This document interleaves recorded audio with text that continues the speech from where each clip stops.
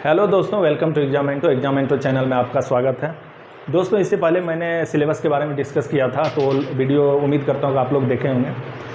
उसके बाद दोस्तों तो सिलेबस था। अब जो मैं बताने वाला हूँ कि आप किस तरह से प्रिपरेशन करेंगे। सपोज करो कि आप एक एवरेज स्टूडेंट हो, मतलब आप जस्ट आपने डिप्लोमा कंप्लीट किया है, उसके बाद आप PGCL के एग्ज़ाम देने जा रहे हो। ठीक है, एग्ज़ाम मीन्स 2 मंथ के बाद अगर आपका एग्ज़ाम होता है, तो इस 2 मंथ को आप किस तरह से यूटिलाइज करेंगे ताकि आपका जो एग्ज़ाम में जब आप एग्ज़ाम देने जाओगे तो आपका प्रिपरेशन अप टू लेवल हो, ताकि आप एग्ज़ाम को क्लियर कर सकें। ठीक है, तो उसके बारे में डिस्कशन है दोस्तों। तो सबसे पहले दोस्तों आपको सिलेबस का कंप्लीट नॉलेज होना चाहिए। सिलेबस मीन्स पावर ग्रिड में अगर आप as a diploma training electrical का अप्लाई किए हो, तो आपका जो इलेक्ट्रिकल का सिलेबस है वो कंप्लीट आपको पता होना चाहिए कि जो सिलेबस है, जो क्वेश्चन आएंगे 170 क्वेश्चन कहाँ से आएंगे। ठीक है, अगर मैं टेक्निकल की बात करूँ 120 क्वेश्चन आएंगे तो कहाँ से आएंगे। ठीक है, उसका एक सिलेबस है। तो उस सिलेबस में सपोज करो इलेक्ट्रिकल मशीन है, उसमें कितने टॉपिक है आपको ये पता होना चाहिए, आपको नॉलेज होना चाहिए सिलेबस में। अगर इलेक्ट्रिकल मशीन है तो उसमें क्या क्या टॉपिक है, उस टॉपिक में सारे बेसिक्स आपको नॉलेज होना चाहिए। ठीक है, तो पहला स्टेप तो ये हो गया। उसके बाद जब आपको सिलेबस का पता रहेगा तो आपको पढ़ने में आसानी होगी। ठीक है, पढ़ने में आसानी होगी और उसके बाद आप को रिलेट कर पाएंगे। जब एग्ज़ाम देने जाएंगे तो आपको पता रहेगा कि हाँ ये क्वेश्चन इस इलेक्ट्रिकल मशीन से है, ये डिजिटल इलेक्ट्रॉनिक्स से है, ठीक है, या ये नेटवर्क थ्योरी से है, तो ये सब है आपका। उसके बाद दूसरा जो पॉइंट है दोस्तों वो है रिविज़न। सपोज करो कि आपने कहीं कोचिंग कर रखी है। ठीक है, आपने कोचिंग कर रखी है DT पोस्ट के लिए, पावर ग्रिड का स्पेशली आप एग्ज़ाम की तैयारी कर रहे हो और आपने कोचिंग ले रखी है, तो आप जाते हो पढ़ने के लिए। ठीक है, आप नोट बनाते हो उसको। तो जब भी आप नोट बनाते हो तो जो भी आपका नोट है, हैंड रिटन नोट है, उसको आप खुद से रिवीजन कीजिए। ठीक है, और क्या होता है कि जो आप खुद लिखते हो कोई भी चीज़ को, तो उसको रिवीजन करने में बहुत आसानी होती है। अगर आप अपने हाथ से लिखे हो, आप अपने हाथ से नोट बनाए हो, तो आप उसको रिवीजन करने में, जैसे सपोज करो मैं इलेक्ट्रिकल मशीन की बात करता हूँ। इलेक्ट्रिकल मशीन का अगर पूरा उसका एक कंप्लीट नोट बनेगा 200 पेज का बनेगा। ठीक है, 200 पेज का बनेगा। तो 200 पेज का मतलब इसे रिवीजन का मतलब है कि आप सबसे पहले रिवीजन तो हम उसका करते हैं कि जैसे मान के चलो कि जो टॉपिक आपको पता है तो उस पर बहुत कम टाइम लगता है रिवीजन करने में। जो टॉपिक नहीं पता है तो उसको रिवीजन करने में टाइम लगता है। तो आप तो पहले वो करो कि जो मुझे पता है उसको रिवीजन करो, ताकि वो आपके दिमाग में मतलब फिक्स हो जाए। और जो नहीं पता है उसको आप टाइम दे के, ठीक है, उसको रिवीजन करो और बार बार उसके बारे में सोचो। ठीक है, तो इससे क्या होता है कि आपका दिमाग जो है ना, जब आप कोई किसी भी चीज़ के बारे में सोचते हो तो दिमाग भी उसी तरह ट्रिगर करता है, दिमाग भी कैच कर लेगा उस। तो इसलिए रिवीजन करना बहुत ज़रूरी है। तो जो भी नोट है आप जब भी क्लास करके आते हो उसको रिवीजन करो। ठीक है, उसके बाद तीसरा जो दोस्तों है वो टेस्ट सीरीज है। टेस्ट सीरीज़ को मैं सबसे ज़्यादा रेट करता हूँ, ये मेरा अपना अनुभव है दोस्तों।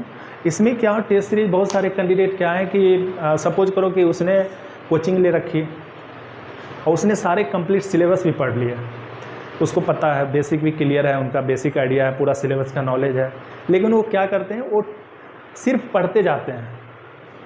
सपोज करो कि आप ही पढ़ते जाओ तो आप अपने आप को कैसे जज करोगे। आप जैसे मेरे पास बुक है, अगर मैं पढ़ना चालू करूँ तो मुझे पता है ये सब पढ़ रहा हूँ वर्तमान, लेकिन आप खुद कैसे जज करोगे।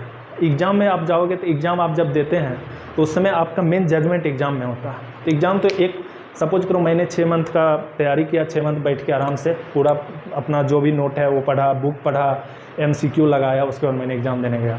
और एग्ज़ाम में क्या होता है कि दोस्तों आप गए वहाँ पे तो उस दिन में भी है कि आपका जो पढ़े हैं, आप जो तैयारी कर गए वही क्वेश्चन आ जाए तो आपका एग्ज़ाम निकल सकता है, अगर नहीं आए। ठीक है, नहीं आए, कभी कभी क्या होता है आप जो पढ़े हो एग्ज़ाम में जाके कंफ्यूज कर जाते हो और सिली मिस्टेक कर देते हो। ठीक है, सिंपल क्वेश्चन मिस्टेक करके आ जाते हो। तो ये सब को कम अगर करना है, ठीक है, और ख़ुद को जज करना है कि मतलब मैं उस एग्ज़ाम के काबिल हूँ कि नहीं, मेरा कितना स्कोर आ सकता है। अगर मैं एक पावर ग्रिड के एग्ज़ाम की बात करता हूँ, 170 में कितना स्कोर हम ला सकते हैं, उसको आप करने के लिए आपको टेस्ट सीरीज़ देना पड़ेगा। Test series means mock test दीजिए, या टेस्ट सीरीज जितने भी अलग अलग, जैसे टेक्स्ट बुक का है, ग्रेडअप का है, मेडिजी का, बहुत सारे टेस्ट सीरीज है। लेकिन मुझे जो सबसे अच्छा टेस्ट सीरीज लगता है वो टेक्स्ट बुक का लगता है, क्योंकि उसमें टेक्स्ट बुक प्लस मेडिजी का, क्योंकि उसमें जो लेवल क्वेश्चन का जो लेवल होता है ना, वो आपके जो करंट में जो एग्ज़ाम होने वाले हैं उसी के बेस्ट पे रहता है। लगभग आपका उससे ज़्यादा ही मैं मानता हूँ कि टेक्स्ट बुक का लेवल अच्छा रहता है, मेडिजी का भी। सपोज करो कि आपने टेस्ट सीरीज देना, तो मतलब सपोज करो कि 2 मंथ आपका यहाँ से एग्ज़ाम बचा है, ठीक है। आपने पूरा कंप्लीट सिलेबस भी पढ़ लिया, ठीक है, अपनी नोटबुक पढ़ लिया, अपने एमसीक्यू जितने भी बुक हैं एमसीक्यू सारे लगा लिए, ठीक है। अब आपको खुद को जज करना है, तो आप ऐसा करो कि डेली एक एक टेस्ट दो, टेक्निकल का कंप्लीट दो। मतलब जैसे आप एग्ज़ाम में जाते हो डिसिप्लिन के साथ जाओ। अगर आप कंप्यूटर आपके पास है तो आराम से कंप्यूटर में आराम से लॉगिन करके, अगर टेक्स्ट बुक में है तो टेक्स्ट बुक में दो, या मेडीजी का ले लो आप test series, 15 test series 10 test series तो मिलता ही है। सपोज करो एक मेडीजी का ले लो, एक टेक्स्ट बुक का ले लो, ज़्यादा महंगा भी नहीं है, आपके रेंज में ही आ जाएगा वो, ठीक है। और टेस्ट सीरीज दो, तो क्या होता है कि और टेस्ट सीरीज़ का मतलब है डिसिप्लिन। जैसे सपोज करो कि आप फिक्स कर लो कि मुझे इस टाइम में टेस्ट देना है, तो 2 घंटा का टेस्ट सीरीज़ है, तो 2 घंटा के लिए आप बिल्कुल डिस्टर्ब मत हो, आप जाके फुल्ली फोकस करो। आपके पास अगर मोबाइल है तो मोबाइल में टेस्ट दो। टेस्ट देने के बाद आप सारे क्वेश्चन करते जाओ। उसके बाद तो मैं ऐसा बोलता हूँ कि जब आप टेस्ट देते हैं ना, जब आप क्या टेस्ट मीन्स क्या, आप एक्सरसाइज मतलब आप क्या कर रहे हो, अभ्यास कर रहे हो एग्ज़ाम में लिखने का। तो आप जब टेस्ट दो तो सारे क्वेश्चन को मतलब अटेंड करो। ऐसा नहीं कि मतलब जो मुझे पता है वही करूँगा, ठीक है। बशर्ते आपको ये पता होना चाहिए। जैसे सपोज करो कि 1 से लेके 170 क्वेश्चन करना है, मुझे ये पता है कि जब आप क्वेश्चन सॉल्व करना स्टार्ट करेंगे तो आपको पता रहेगा, अच्छा ये तो मुझे पता ही होना, एक नहीं पता कन्फ्यूजन है, फिर भी उसको बनाइए। बनाने के बाद जब आप सबमिट करेंगे जो स्कोर आएगा, सपोज करो 170 क्वेश्चन आपने बनाया, आपको 60 नंबर आया, सिर्फ 60 नंबर आया, ठीक है। 60 में मैं मानता हूँ टेक्निकल में आपका 40 आया और नॉन टेक में आपका 20 आया, तो आप मतलब उस समय डिप्रेस में चले जाएंगे, बहुत कम नंबर आ गए, क्योंकि आपने सारे क्वेश्चन अटेंड किए। आपका नेगेटिव मार्किंग भी क्या हो गया, ज़्यादा हो गया, क्योंकि सारे क्वेश्चन अटेंड किए। नेगेटिव जो सही होगा वो भी गलत हो गया। तो आप तो पहले 170 में से कितना क्वेश्चन सही किए हो ये देखो, ठीक है। तो 170 में आपका अगर सिर्फ 60 नंबर आएगा तो आप डिप्रेस हो जाएगा। तो मैं ये बोलूँगा कि आप डिप्रेस मत होइए, क्योंकि आपने 170 क्वेश्चन अटेंड किए। उसके बाद जब आप अटेंड करके जब आपका स्कोर आ जाता तो आप देखिए कि आप क्या क्या गलती किए हैं, ठीक है। पहले तो आप ये देखिए कि आप जो सही किए हैं, मतलब पहले क्या होता है जब हम क्वेश्चन अटेंड करते हैं तो मुझे ये पता रहता है कि ये सही है। तो अगर वो सब क्वेश्चन आपका सही है तो मतलब समझिए कि आपका जो बेसिक है, जो भी आप पढ़ाई किए हैं वो ठीक है, ठीक है। अब मतलब आप उसको डिलीवर कर रहे हैं। अब क्योंकि मैंने बोला सारा क्वेश्चन 1 से लेके 170 तक सारे अटेंड किए, तो उसमें आप देखिए कि जो जो क्वेश्चन गलत हुआ है वो किस टॉपिक से है और क्या क्या है। मैं इसलिए बोल रहा हूँ दोस्तों, सपोज करो कि बहुत सारे जो जितने भी आपका यूट्यूब पे जितने भी आपको बताते होंगे तैयारी के लिए, वो बताते होंगे कि यार आप ऐसा करो कि आप सिर्फ जो आपको पता है ना वही क्वेश्चन अटेंड करो। मैं ये बोल रहा हूँ कि क्योंकि टेस्ट सीरीज हम क्यों देते हैं, टेस्ट सीरीज हम देते हैं सीखने के लिए। और मैं उस कैंडिडेट के बारे में बता रहा हूँ, अगर सपोज करो कि जिसका बेसिक बहुत सही है, ठीक है, वो उसको मतलब कंप्लीट नॉलेज है सिलेबस का, सारा चीज़ पता है, तो वो इस तरह नहीं दे, वो सिर्फ आपको जो पता है वही क्वेश्चन करें। क्योंकि आप तो नियरेस्ट टू सिलेक्शन है, तो आप 1 से लेके 170 क्वेश्चन मत अटेंड कीजिए। आपको जो जो पता हो, मैं सिर्फ लर्नर के लिए बोल रहा हूँ, जो भी लर्नर हैं, मतलब जिनको कि पता ही नहीं है, कुछ भी नहीं पता, आप पूरा टेस्ट दो, डेली दो एक एक टेस्ट, उसका एनालिसिस करो कितना गलत हुआ, फिर उसका सॉल्यूशन देखो 1 से लेके 170 क्वेश्चन का, ठीक है। उसके बाद आपका जो जो गलत होगा उसका नोट डाउन कीजिए। कोई क्वेश्चन फार्मूला बेस्ड है तो उस फार्मूला को नोट डाउन कीजिए, एक नोट बनाइए। फिर सिमिलरली दूसरे दिन आप टेस्ट दीजिए, फिर उसको सबमिट कीजिए। फिर जो रिजल्ट आया उसके बाद फिर उसको देखिए, आप रिपीट कीजिए, ठीक है। तो उसको बोलते हैं सेल्फ एनालिसिस। मतलब जो भी मैं टेस्ट सीरीज दे रहा हूँ उसका मैं खुद से सेल्फ एनालिसिस कर रहा हूँ, ठीक है। तो ऐसा करते करते सपोज करो कि आपने पहली बार जब आपने टेस्ट दिया तो आपका 60 आया। अब आपका स्कोर धीरे धीरे आपने 15-20 टेस्ट दे दिए। अब आपका क्या है कि आपका स्कोर मैं आपको इंश्योर करता हूँ, आप जब ऐसा करेंगे ना आपको खुद पता चलेगा कि सही में आपका पहले 60 था, धीरे धीरे धीरे जैसे 15-20 टेस्ट दिए हैं मेरा स्कोर लगभग 80 आ गया, 90 आ गया, 100 आ गया। इस तरह से सपोज करो आप 100 आने लगा, तब आप क्या करें, जैसे 100 आ जाए तो आप इस तरह नहीं करें, तब आप वही क्वेश्चन सॉल्व करें जो आपको पता है, ठीक है। और जिसमें लगता है कि हाँ इसका 50-50 मुझे पता है, तो उस पर आप रिस्क ले सकते हैं। तो उस तरह से आप जब तैयारी करेंगे ना, तो आपको, जब मैं एग्जाम्पल के लिए बोलता हूँ कि अगर आप 50 टेस्ट सीरीज अगर आप दे के आप PGCL एग्ज़ाम में जाओगे और अगर आपका यहाँ टेस्ट सीरीज में एवरेज मैं स्कोर की बात कर रहा हूँ, अगर एवरेज स्कोर, पहले इसको मिटाता हूँ मैं,